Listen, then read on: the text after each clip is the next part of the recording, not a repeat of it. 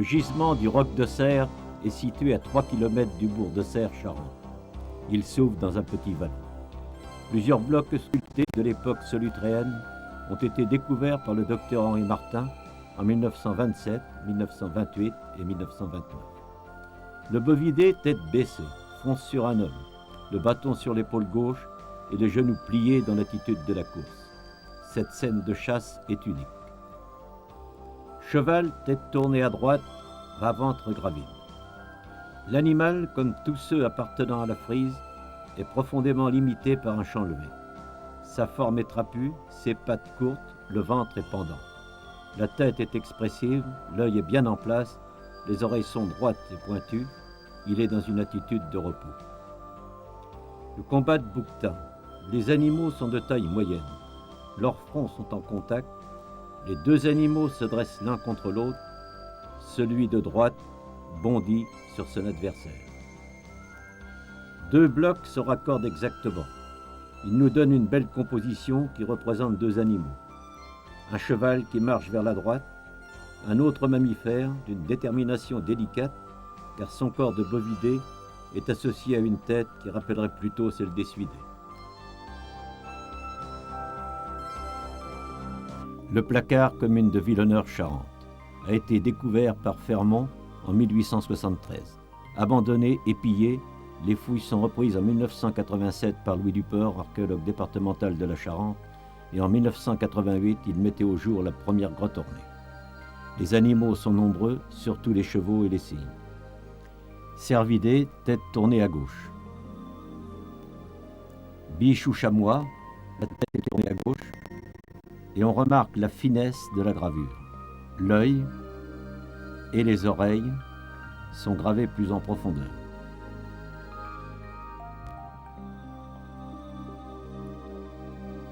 Bois de Rennes.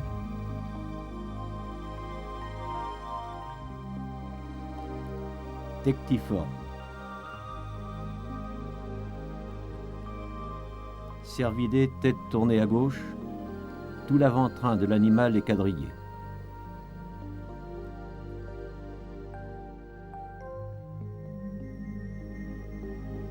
Animal massif, gravé plus en profondeur. Il s'agit d'un cheval dont la tête est tournée à gauche. Cheval, tête tournée à droite, la gueule est ouverte, les oreilles sont pointues, la crinière est abondante.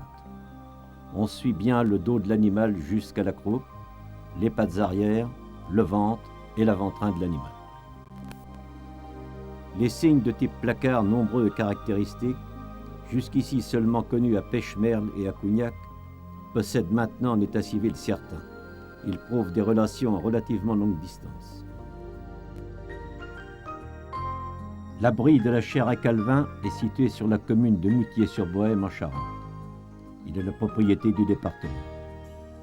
Nous devons la découverte du bas-relief à Pierre David en 1927.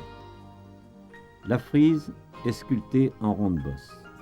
Elle présente une scène d'accouplement de chevaux assez complexe. Au centre, un magnifique cheval. À gauche, un bovidé acéphale.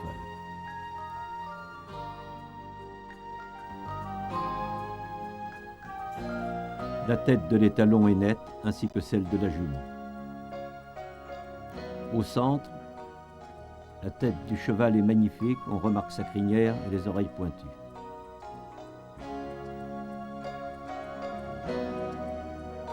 À gauche du bovidé, une tête de félin. L'oreille droite est nette, pointue, l'oreille gauche est visible, l'œil droit est oblique. Sous le nez, deux traits obliques représentent une moustache.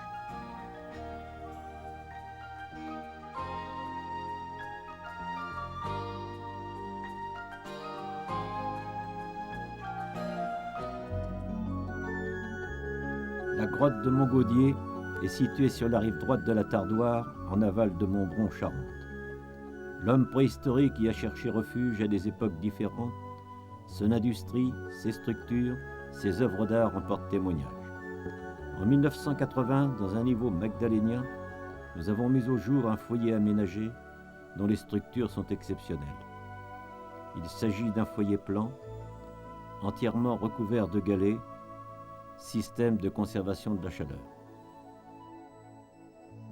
Dans le foyer, une plaquette gravée. Au recto, le corps d'un renne ressort nettement. L'allure et le mouvement semblent avoir été la préoccupation de l'artiste. À droite, un jeune bovidé accolé à une tête de cheval. La gravure est d'un réalisme frappant.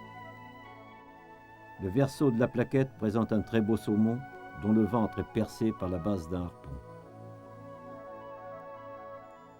Gravure sur os représentant 3 chevaux qui se suivent de gauche à droite.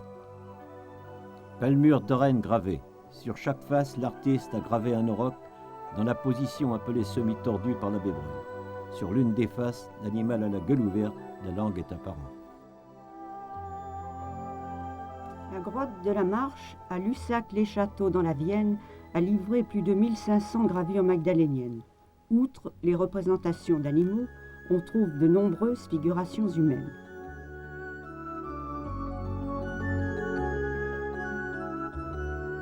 Plaquette calcaire portant la représentation d'une tête humaine figurée de face.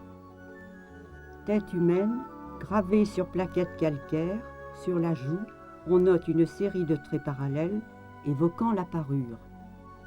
Gravure représentant 2 têtes humaines adossées. Celle de gauche est figurée avec coiffure et parure.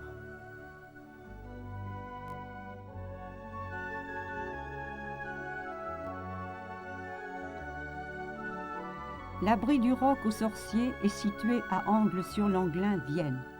L'abri s'étend sur une 50aine de mètres et comprend 2 parties distinctes.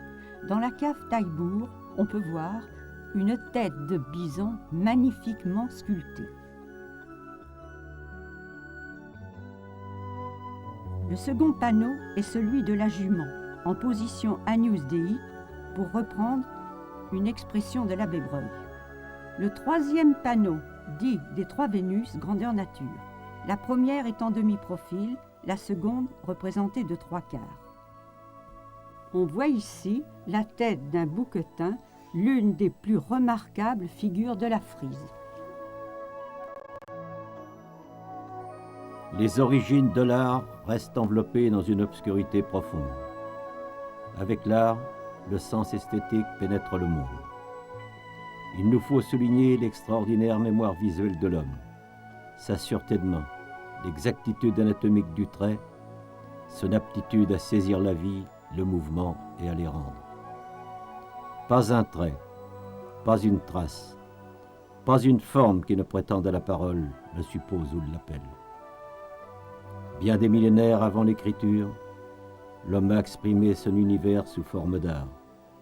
Et comme le disait l'abbé Breuil, on n'a pas encore soulevé tous les voiles qui recouvrent le passé de notre race, mais on a mieux compris l'importance du mystère.